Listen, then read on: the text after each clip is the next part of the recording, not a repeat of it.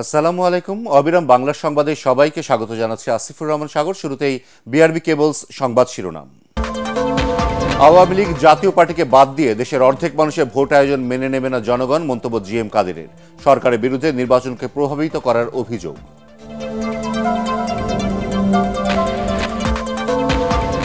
জাতীয় ঐক্যমত্য কমিশনে আজ সংস্কার প্রস্তাব জমা দেবে বিএনপি, দুপুরে দেবে জাতীয় নাগরিক পার্টি এনসিপি।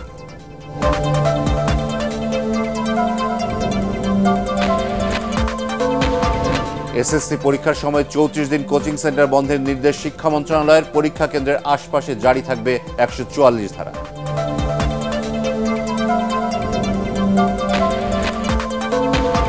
ডিজিটাল কেনাকাটায় আগ্রহ বাড়ছে ক্রেতার। ঈদকে ঘিরে 60,000 কোটি টাকা লেনদেনের আশা ব্যাংকারদের। শহরের তুলনায় গ্রামে বাড়েনি ক্রেডিট কার্ডের ব্যবহার। এবং ঈদকে ঘিরে কুমিল্লার বাটি গ্রামে ভোর থেকে গভীর রাত পর্যন্ত ব্যস্ত কারিগররা। দামে সস্তা ও আরামদায়ক হয় দিন দিন বাড়ছে চাহিদা।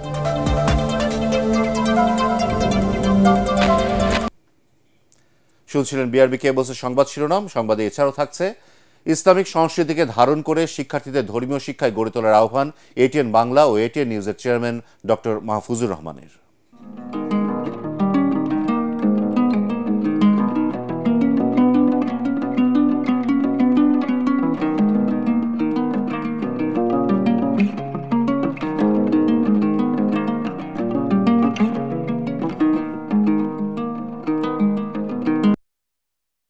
এবারে বিস্তারিত।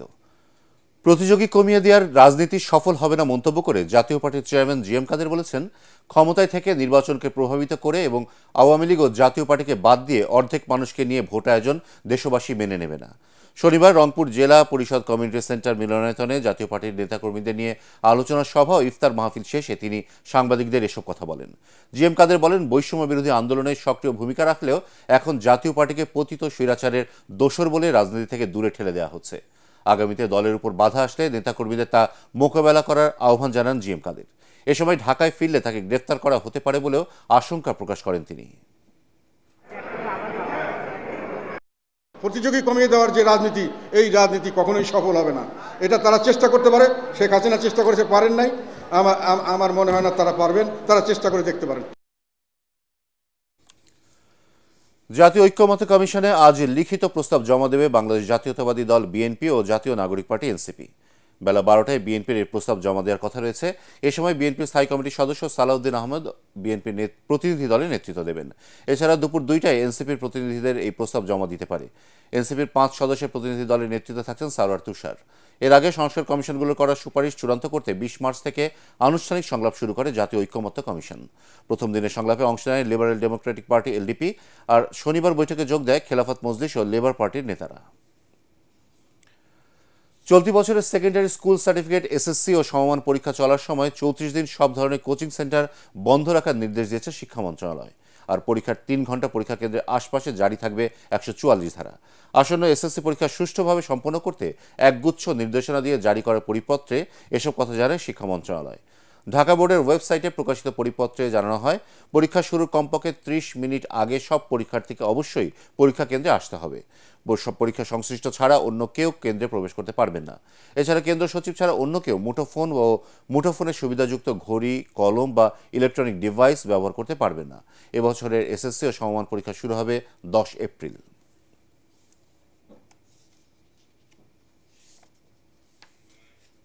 পতিত স্বৈরাচার আওয়ামী লীগ পুনর্বাসনের প্রতিবাদ ও দলটিকে নিষিদ্ধের দাবিতে শনিবার রাতে খুলনায় জাতীয় নাগরিক পার্টি বিক্ষোভ মিছিল বের করে। মিছিলটি বিভিন্ন সড়ক ও প্রদক্ষিণ করে শিববাড়ি মোড় গিয়ে শেষ হয়। মিছিলের আগে সংক্ষিপ্ত সমাবেশে নেতৃবৃন্দ বলেন, আওয়ামী লীগকে নিষিদ্ধ না করা পর্যন্ত ছাত্র জনতা ঘরে ফিরে যাবে না। জুলাই শহীদ ও আহতদের রক্তের অর্জিত নতুন বাংলাদেশকে নিয়ে যে কোনো ষড়যন্ত্র প্রতিহত করার কথাও বলেন তারা। নির্দিষ্ট দেশের ব্যানারে আরো বিভিন্ন রকম ষড়যন্ত্র এই দেশের বিরুদ্ধে ছাত্র জনতা ঘটে যাচ্ছে। আমরা খুলনা থেকে ছাত্র জনতা বলে দিতে চাই, আমরা ছাত্র জনতা ঘরে ফিরে যাইনি। আওয়ামী লীগ সহ আওয়ামী লীগের যে সংগঠনগুলো আছে, অঙ্গ সংগঠনগুলো আছে, তাদের প্রত্যেকটার নিবন্ধন বাতিল হোক এবং বাংলাদেশে তাদের বিচার কার্যকর হোক। আমরা ছাত্র জনতা যেভাবে জুলাইয়ের রাজপথে ছিলাম, ঠিক সেভাবে বিচার কার্যকর হওয়া পর্যন্ত আমরা রাজপথে আছি এবং আমরা সংগ্রাম চালিয়ে যাব। মানুষের বাড়ি ফেরা নিরাপদ ও নির্বিঘ্ন করতে ঈদের আগে 3 দিন ও পরের 3 দিন মোট 6 দিন মহাসড়কে চলবে না ট্রাক, কাভার্ড ভ্যান ও লরি। সড়ক পরিবহন ও সেতু মন্ত্রণালয় এই সিদ্ধান্তের কথা জানায়। পরিবহন ও মহাসড়ক বিভাগের এক বিজ্ঞপ্তিতে জানানো হয়, আগামী 25 থেকে 28 মার্চ পর্যন্ত এবং ঈদ পরবর্তী 3 দিন মহাসড়কে ট্রাক, কাভার্ড ভ্যান ও লরি চলাচল বন্ধ থাকবে। তবে নিত্য প্রয়োজনীয় খাদ্যদ্রব্য, পচনশীল দ্রব্য, গার্মেন্টস সামগ্রী, ঔষধ, সার এবং জ্বালানি বহনকারী যানবাহন এর আওতামুক্ত থাকবে বলেও জানানো হয় ওই বিজ্ঞপ্তিতে। ঈদ উৎসবকে রাঙাতে বাড়ছে ডিজিটাল কেনাকাটা। হয়রানি ছাড়াই মোবাইল ব্যাংকিং, ডেবিট ও ক্রেডিট কার্ডের মাধ্যমে প্রয়োজনীয় লেনদেন করছেন তারা। প্রায় 4.25 লাখ ডিজিটাল কার্ডে লেনদেনের পরিমাণ 60,000 কোটি টাকা ছাড়িয়ে যেতে পারে বলে মনে করেন ব্যাংকাররা। তবে শহরের পাশাপাশি গ্রামীণ জনপদে অনলাইন ও ডিজিটাল কার্ডের প্রসার এখনও সবচেয়ে বড় বাধা বলে মনে করেন গবেষকরা। শরফুল আলমের রিপোর্ট। ঈদকে ঘিরে বাড়ছে ব্যস্ততা। ঈদের কেনাকাটায় শপিং মলগুলোতে এখন উপচে পড়া ভিড়। নগদ অর্থের ব্যবহারের পরিবর্তে ঈদ উৎসবে এখন অনেকেই নির্ভর করছেন ডিজিটাল মাধ্যমে। এতে একদিকে যেমন সময় সাশ্রয় হচ্ছে, অন্যদিকে থাকছে না নগদ টাকা বহনের ঝামেলা। আর তাই ঈদকে ঘিরে বাড়ছে কিউআর কোড, মোবাইল ব্যাংকিং ও পিএসও মেশিনের ব্যবহার। সমস্ত এটিএমগুলোতে যেখানে আছে সেখানে যেন সবসময় ফান্ডের কোনো ধরনের শর্টেজ না হয়। যাদের যে রেভিনিউগুলো আসার কথা, specially the garments, specially the other সেই রেভিনিউগুলোকে প্রপারলি নিয়ে আসার ব্যবস্থা করা। বাংলাদেশ ব্যাংকের পরিসংখ্যান বলছে দেশে ডেবিট কার্ড ব্যবহারকারীর সংখ্যা প্রায় 4 কোটি, ক্রেডিট কার্ড 26,74,000 আর প্রিপেড কার্ড হোল্ডারদের সংখ্যা 75.5 লাখ। বৃহত্তর জনগোষ্ঠীকে মূল অর্থনীতির সাথে সম্পৃক্ত করা, এই আপনার ক্রেডিট কার্ড, ডেবিট কার্ড এবং ই কমার্স, এটা কিন্তু আপনার এটা অর্থনৈতিক ট্রানজ্যাকশন বাড়াবে। মানুষের আস্থা যখন বৃদ্ধি পাবে, বিশ্বাসের জায়গা যখন খুবই সুদৃঢ় হবে এবং আইন দ্বারা যখন এটা নিয়ন্ত্রিত হবে, আইনের শাসন যখন প্রতিষ্ঠা হবে, তখন প্রতিটা সেক্টরেই আপনার ভালো থেকে ভালোর দিকে যাবে। ব্যাংক বেসড ট্রানজ্যাকশন এবং অনলাইন বেসড ট্রানজ্যাকশন কত বেশি উৎসাহিত করা যায়, ক্যাশ ট্রানজ্যাকশনকে নিরুৎসাহিত করার জন্য যে ধরনের উদ্যোগগুলো, সেগুলো আরও বেশি শক্তিশালী করা দরকার। এটা হচ্ছে এক ধরনের ইন্টিগ্রেটেড ফাইন্যান্সিয়াল সিস্টেম থাকা দরকার, যাতে যে কোনো ধরনের ট্রানজ্যাকশন লেনদেনগুলো যাতে ক্রেতা এবং বিক্রেতা এবং মধ্যবর্তী যারা রয়েছেন এজেন্ট, তারা যেন সকলেই ওটির অংশ হয়। তাহলে আপনি ওই ধরনের একটা সিস্টেমের ভিতরে যে কোনো এই ধরনের ডিজিটাল কার্ড ইন্ট্রোডিউস করলে সেটির অনেক বাড়বে। বিভিন্ন পণ্য ও সেবায় দেশ জুড়ে ডিসকাউন্ট দিচ্ছে প্রতিষ্ঠানগুলো। আর মোবাইল ব্যাংকিংয়ে 23,86,76,000 গ্রাহকরা সহজেই তাদের ঈদের কেনাকাটা করছেন, যেখানে প্রতিদিন লেনদেন হচ্ছে 1,64,739 কোটি টাকা, যা তাদের ঈদ কেনাকাটাকে অনেকটাই সহজ করে তুলছে। শরফুল আলম, এটিএন বাংলা, ঢাকা। ঈদকে সামনে রেখে কুমিল্লার বাটিক গ্রামে বেড়েছে ব্যস্ততা। বাটিক কারখানার কারিগরদের এখন দম ফেলারও সময় নেই। দেশের বিভিন্ন জেলা থেকে অর্ডার আসছে, সময় মতো কাপড় সরবরাহ করতে ভোর থেকে গভীর রাত পর্যন্ত চলছে কাজ। কুমিল্লার প্রতিনিধি খায়রুল আহসান মানিকের পাঠানো রিপোর্ট, জানাচ্ছেন আসিফুর রহমান সাগর। দেশের গণ্ডি পেরিয়ে বিদেশেও দিন দিন বাড়ছে কুমিল্লার বাটিক কাপড়ের চাহিদা। ঈদে সেই চাহিদা যায় আরও বেড়ে। ফলে কুমিল্লার বাটিক গ্রাম খ্যাত কমলপুরের কারখানাগুলোতে দিন রাত চলছে কর্মযজ্ঞ।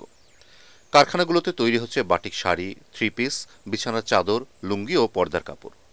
ক্রেতাদের চাহিদার কথা বিবেচনায় রেখে এবছর বাটিক কাপড়ে নতুন নতুন ডিজাইন আনা হয়েছে। আমরা ঈদকে সামনে রেখে আমাদের কাজ পর্যাপ্ত পরিমাণ বাড়িয়ে দিয়েছি, নতুন ডিজাইন ঈদ কালেকশন করতেছি। এটা কিনা যাই হোক, কিন্তু গ্রামাল চাপ আরো বেশি থাকবে। ঈদেরও নতুন ডিজাইন আসছে, এই যে নতুন ডিজাইন, এগুলা শাড়ি ঈদকে সামনে রেখে আমরা সুতির মধ্যে এবং সিল্কের মধ্যে কিছু নতুন নতুন ডিজাইন তৈরি করতেছি। এখন যা করতেছি সব আপডেট মডেল। বাটিক কাপড়ের ডিজাইনের বৈচিত্র্যময়তা সবসময় ক্রেতার পছন্দের তালিকার শীর্ষে থাকে। প্রতি বছরই নতুন নতুন ডিজাইন আনা হয় কাপড়গুলোতে। এক্সক্লুসিভ কিছু ডিজাইন করা হয় সুতি ও সিল্ক কাপড়েও। থান, এক্সক্লুসিভ 3 পিস, বাটিকের শাড়ি, বাটিকের সিল্কের শাড়ি এবং বাটিকের সিল্কের 3 পিস ইত্যাদি সমারোহ নিয়ে এবার আমাদের জাঁকজমকপূর্ণই আমাদের বাটিকের শিল্প আমরা দোকানে তুলেছি। দামে সস্তা ও আরামদায়ক হয় সব শ্রেণীর ক্রেতার পছন্দের তালিকায় থাকে কুমিল্লার বাটিক কাপড়। Bureau report, ATN Bangla. ইনসাফের বাংলাদেশ প্রতিষ্ঠায় সরকার নিরলসভাবে কাজ করে যাচ্ছে বলে জানিয়েছেন ধর্ম উপদেষ্টা আ ফ ম খালিদ হোসেন। রাজধানীর একটি হোটেলে এটিএন নিউজ আয়োজিত ফ্রেশ ইসলামিক অলিম্পিয়াডের গ্র্যান্ড ফিনালে অনুষ্ঠানে এসব কথা বলেন তিনি।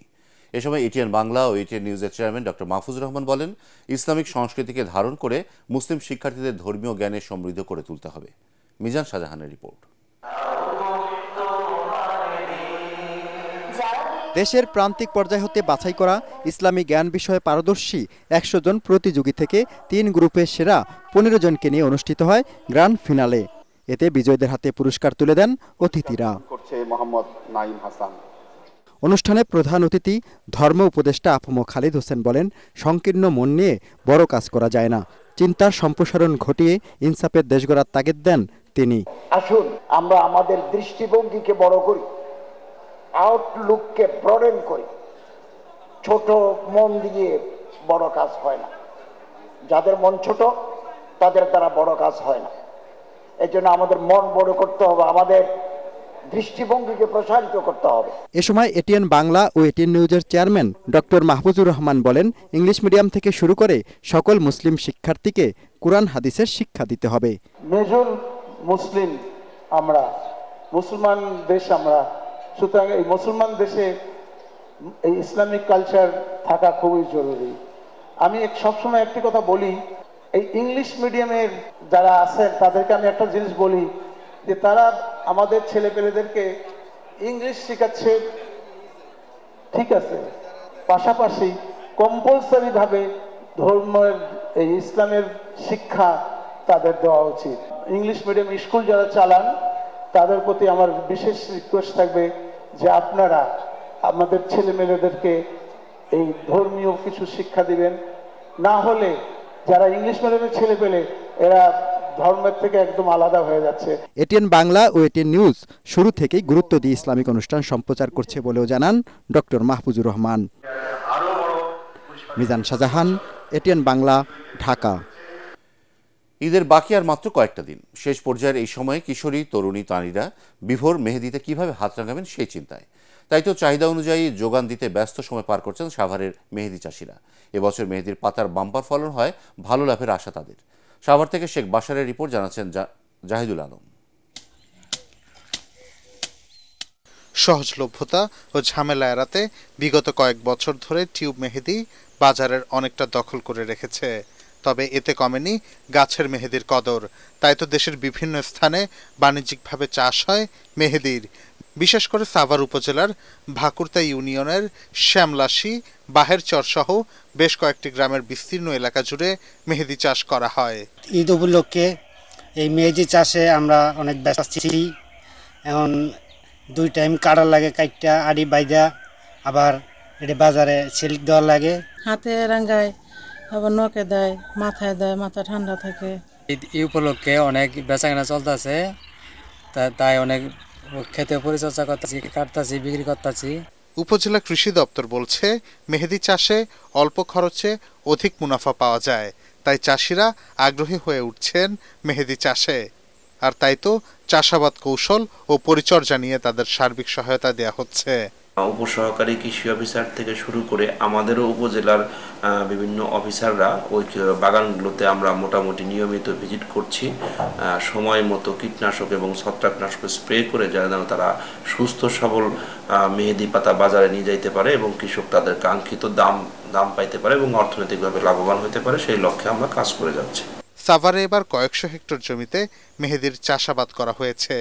সহজ শর্তে ঋণ, ন্যায্য মূল্যে সার ও কীটনাশক সরবরাহ করা হলে এই পাতা বিদেশে রপ্তানি করা সম্ভব বলে মনে করেন সাভারের মেহেদি চাষিরা। Bureau report, ATN Bangla. এবারে জানিয়ে দেবো পার্টিক্স খেলার খবর।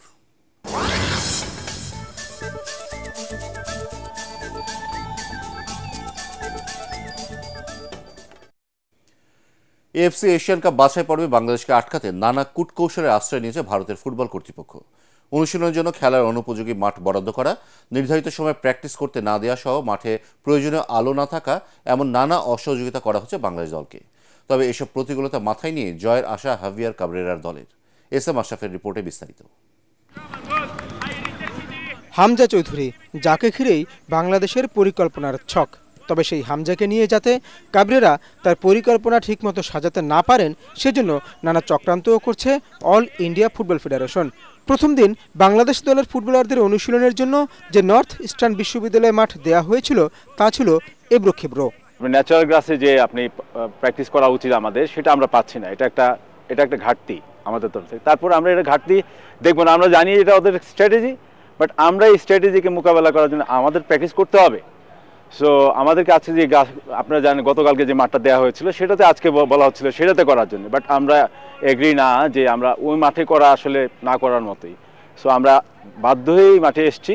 পরদিন মাঠ পরিবর্তন করে দেওয়া হয়, কিন্তু ভারত যেখানে অনুশীলন করছিল মূল ভেন্যুতে সেখানে জামাল ভুঁইয়াদের দেওয়া হয় মূল ভেন্যুর পাশে আউটডোর স্টেডিয়াম।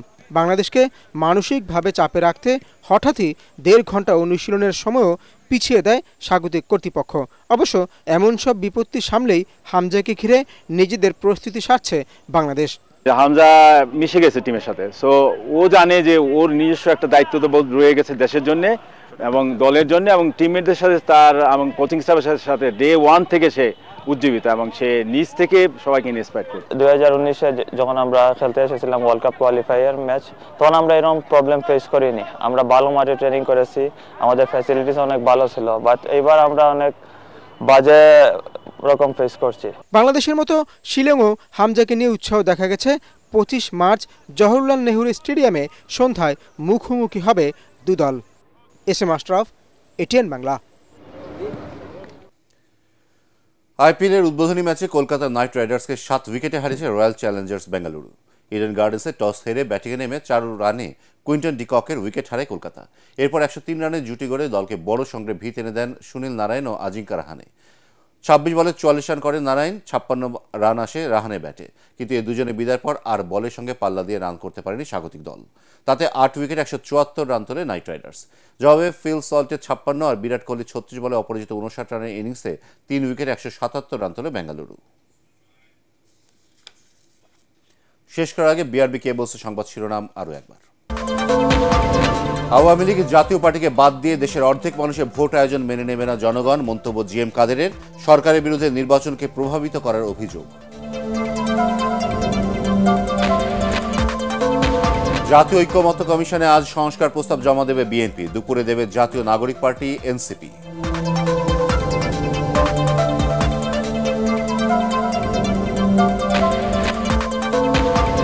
এসএসসি পরীক্ষার সময় 34 দিন কোচিং সেন্টার বন্ধের নির্দেশ শিক্ষা মন্ত্রণালয়ের। পরীক্ষা কেন্দ্রের আশপাশে জারি থাকবে 144 ধারা।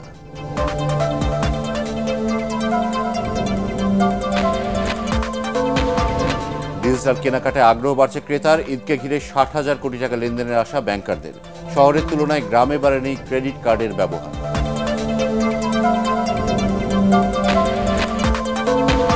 এবং ঈদকে ঘিরে কুমিল্লার বাটিক গ্রামে ভোর থেকে গভীর রাত পর্যন্ত ব্যস্ত কারিগররা। দামে সস্তা ও আরামদায়ক হয়, দিন দিন বাড়ছে চাহিদা।